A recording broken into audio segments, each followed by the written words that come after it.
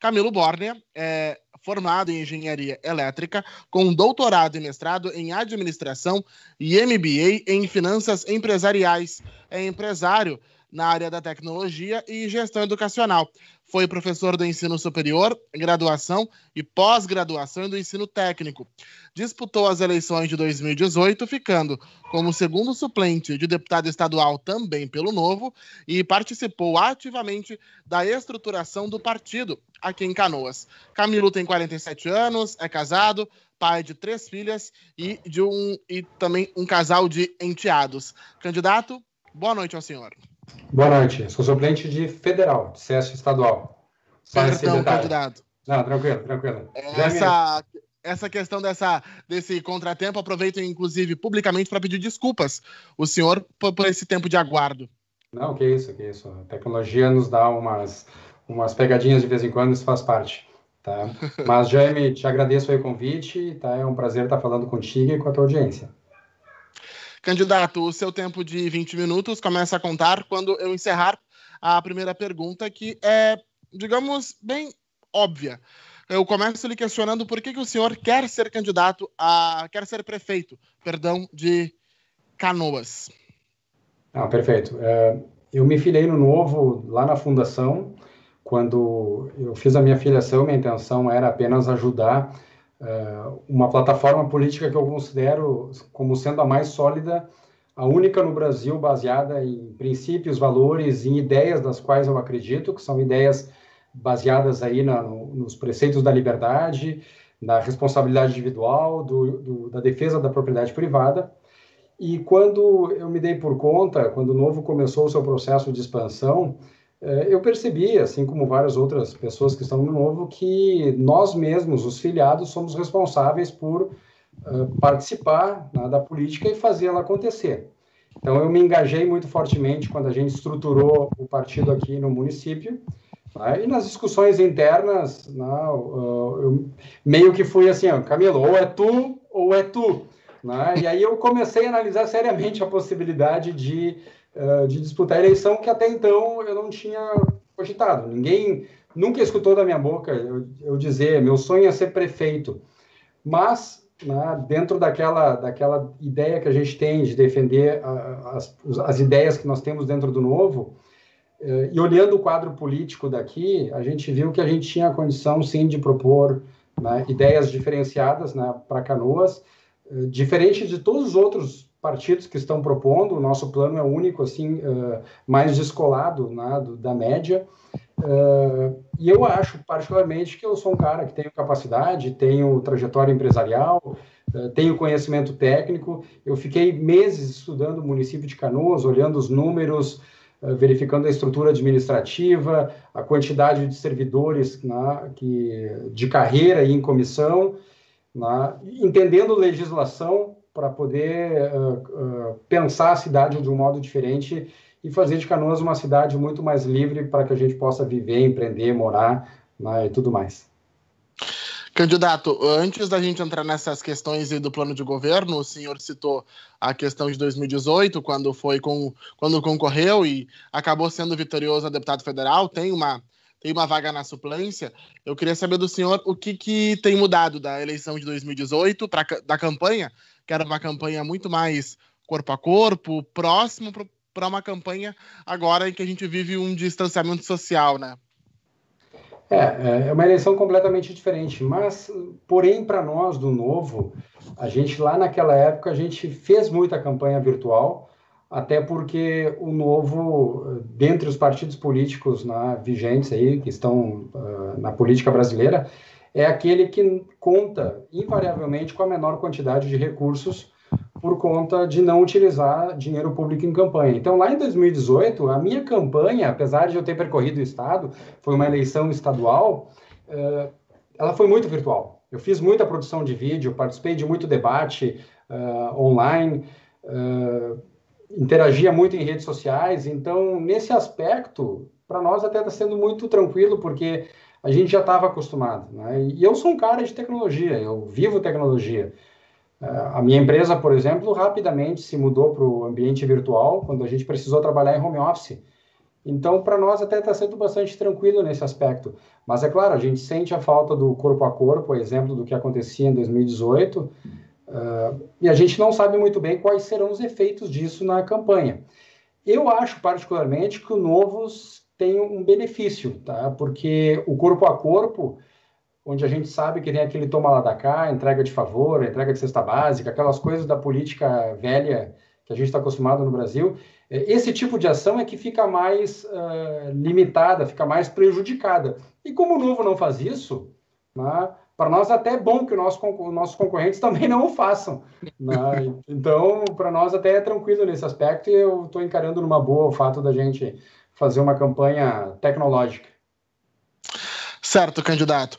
O seu plano de governo tem 7 eixos temáticos para, nas suas próprias palavras ali, deixar Canoas mais livre.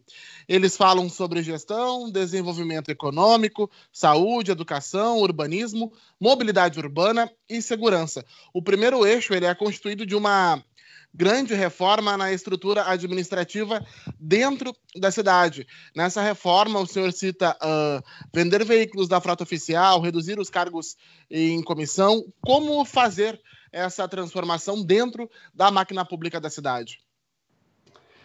O município hoje tem uma estrutura que eu considero bastante grande. São 22 secretarias, são quase 700 CCs, é diretoria em tudo que é lugar. Do seu ponto de vista geográfico, inclusive, a prefeitura está muito espalhada no município, a Secretaria de Educação num canto, Secretaria da Saúde do outro.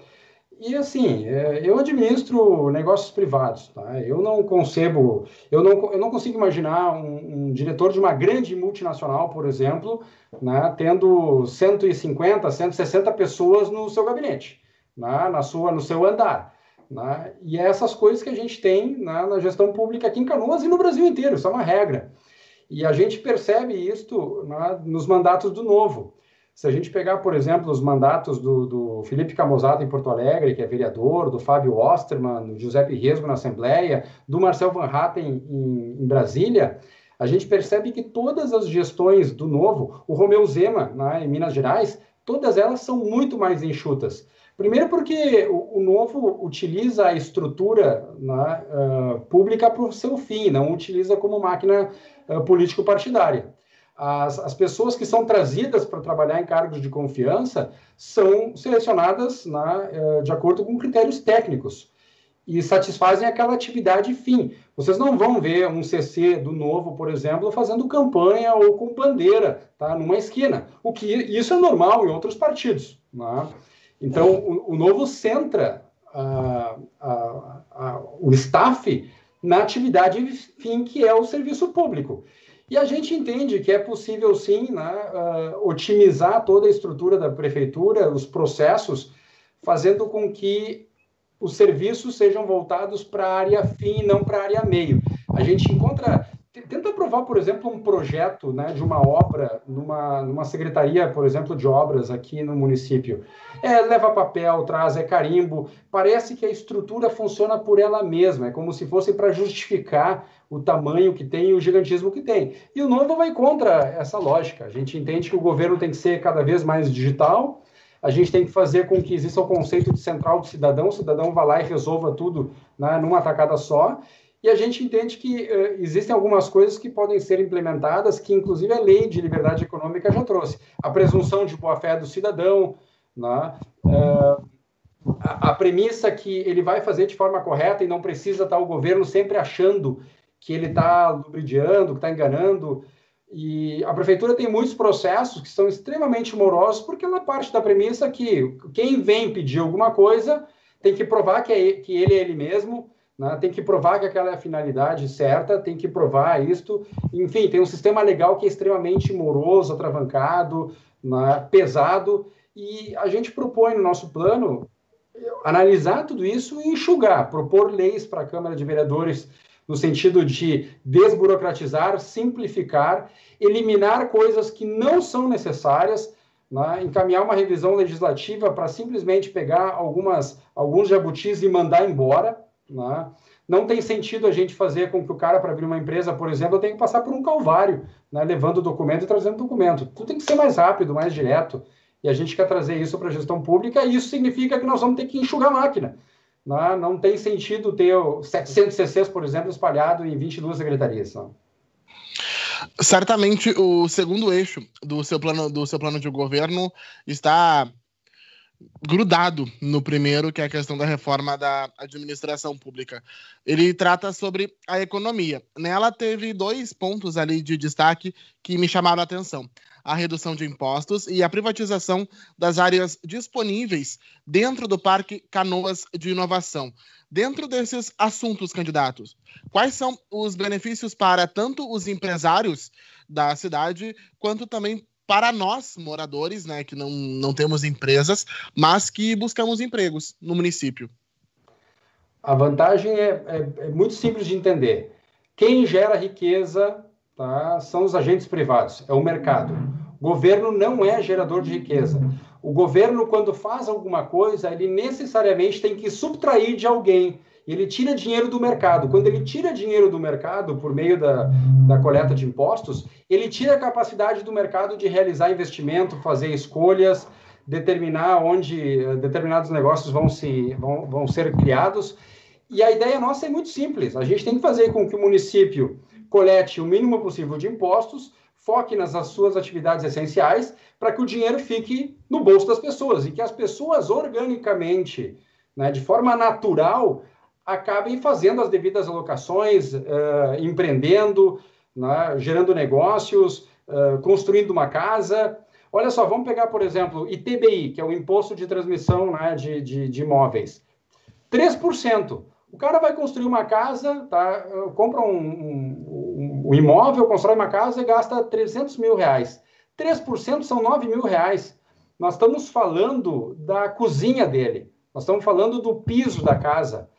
Esse dinheiro é muito melhor empregado estando no mercado, fazendo com que a economia gire, do que na mão da prefeitura. Tá? Então, é com essa ideia que a gente trabalha.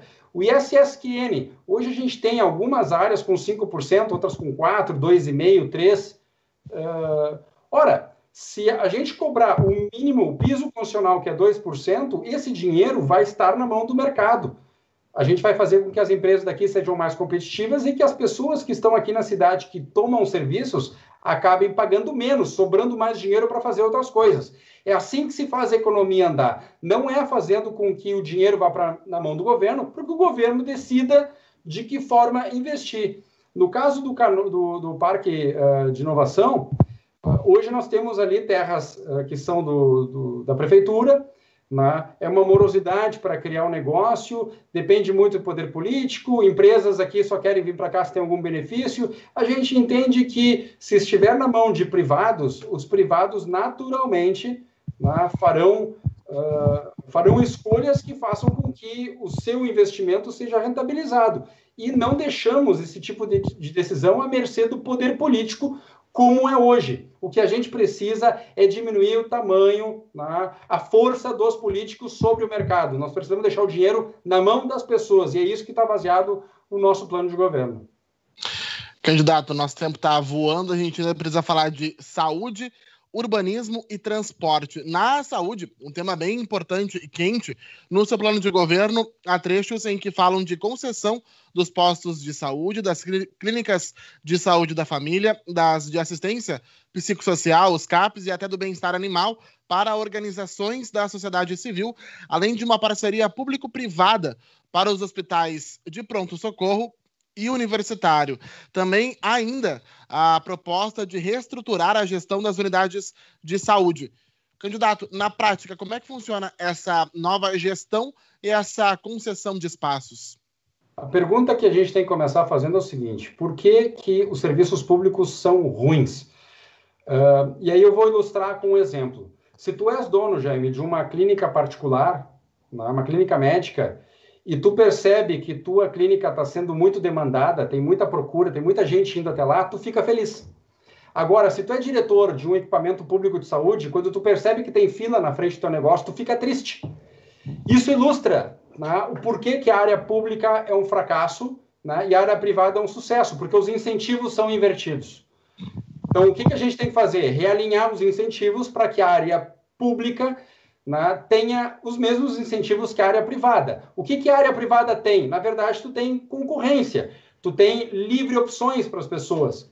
A gente tem que fazer com que o ecossistema do nosso sistema de saúde ofereça opções para as pessoas e que os equipamentos públicos de saúde concorram pela preferência das pessoas, né, de modo a ser devidamente remunerado para isso. O que garante que tu tenhas, por exemplo, né, bons serviços sendo entregues, por exemplo, pelo mercado do lado da tua casa, não é a exclusividade que o mercado tem, é porque se ele não te atender bem, tu vai em outro, e tu acaba punindo pela tua decisão. A nossa ideia é basicamente a mesma, é fazer com que os equipamentos públicos de saúde sejam concedidos, que o cidadão tenha liberdade para escolher o equipamento público que quiser, e a remuneração seja variável de acordo com os atendimentos feitos. Então, os equipamentos públicos de saúde, apesar de estarem na mão de privados, esses privados, né, vão disputar a preferência do paciente sendo remunerado de acordo com a expressão da preferência.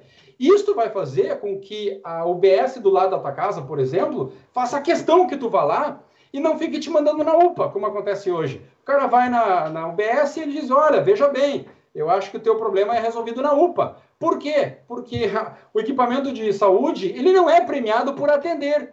Então, o nosso plano está baseado em realinhar incentivos para que a gente faça com que aquilo que funcione na iniciativa privada funcione devidamente, né, na área pública. O que faz as coisas serem boas, os serviços serem bons para as pessoas, né, é a livre opção, é a concorrência, e a gente quer trazer esse tipo de mecanismo para dentro da área pública. Candidato, mobilidade urbana. Dentro desse eixo do seu plano de governo está a renegociação do contrato com a Sogal e com o Aeromóvel, além de uma liberdade de mercado na mobilidade. Com a modernização do plano diretor que está proposta no 5º eixo, que é a urbanização, o que isso muda no atual sistema de transporte coletivo que a gente hoje? Qual é a proposta para essa mudança, para essa alteração num sistema saturado e alvo de tantas queixas dos usuários? Claro. Ninguém tem dúvida que o nosso sistema de transporte é um completo fracasso. Ele funcionava antigamente porque não existiam opções de mercado, não existia tecnologia, não existia concorrência, né, frente àquele serviço concedido. Agora, hoje, manter um sistema assim, em que a pessoa simplesmente, ao não ser atendida pelo ônibus, ela pega o telefone dela, né, e chama um Uber, e daqui a pouco, muitas vezes, é mais barato ela cotizar o Uber entre 2, 3 pessoas do que pegar um ônibus, esse sistema está fracassado, não tem como a gente mantê-lo. A empresa que nós temos na cidade está pedindo água, está pedindo socorro, porque ela está indo à bancarrota, ela não aguenta mais, ela não está conseguindo pagar compromissos. Então, a gente entende que contratos devem ser cumpridos. Existe um contrato por mais 3 anos e meio. Qual é a nossa ideia? Tá? E é claro que isso depende do aceite da outra empresa. É chamar a empresa e dizer o seguinte, o que atravanca vocês? E eu basicamente sei o que eles vão dizer, eu conheço o contrato. O contrato engessa tudo. Diz quais são os itinerários, diz qual é o critério de precificação, né? Estabelece qual é o tamanho do ônibus, estabelece qual é o torque que o ônibus tem que ter nos aclives, nos declives, qual é o sistema de som, qual é o sistema de freio. É um contrato extremamente engessado. O que a empresa mais quer é ter liberdade.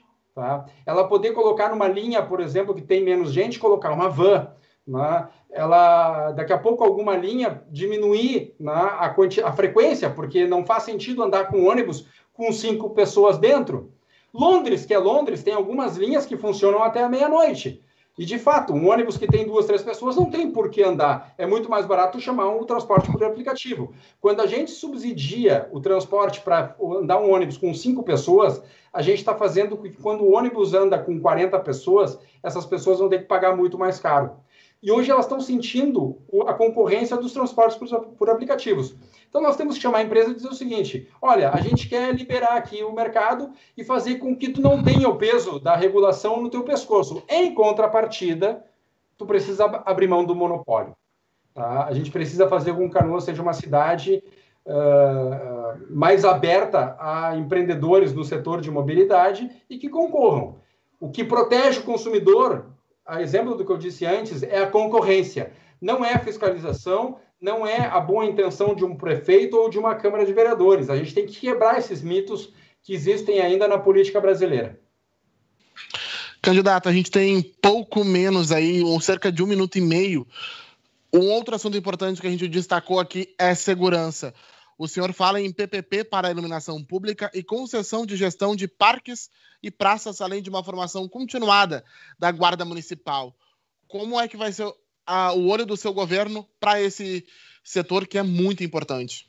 Se tem um setor que é absoluta prioridade do Estado, que eu considero o número 1, é justamente a segurança. Né? E a gente sabe que a segurança, no caso do município, envolve os espaços públicos. A gente tem uma série de praças, de parques, e o que eu costumo dizer é o seguinte: qual é o melhor parque em Canoas para frequentar atualmente? Né? Se tu perguntar para qualquer cidadão que conhece os parques, 9 a cada 10 vão dizer que é aquele que está na frente do shopping, do Parque Shopping. Pois é, ele é privado. Tá? Ele é privado. As coisas ali funcionam.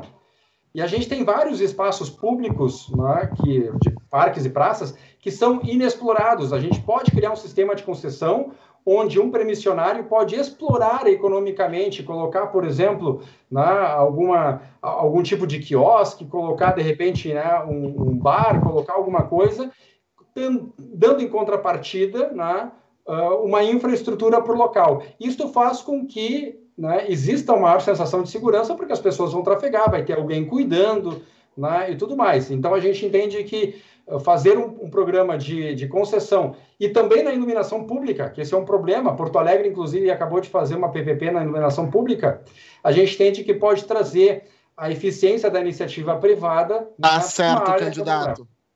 20 minutos cravados. Quero agradecer a sua disponibilidade em atender e conversar com a gente, né, nesse movimento intenso de campanha. Reforçar o nosso pedido de desculpas por causa do probleminha técnico no início e, claro, deixar esse tempo para a sua despedida aí.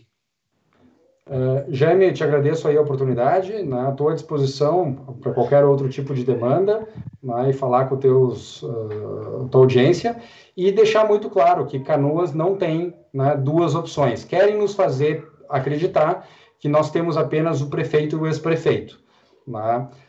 E, no fundo, apesar de eles serem de grupos políticos distintos, as ideias são muito parecidas.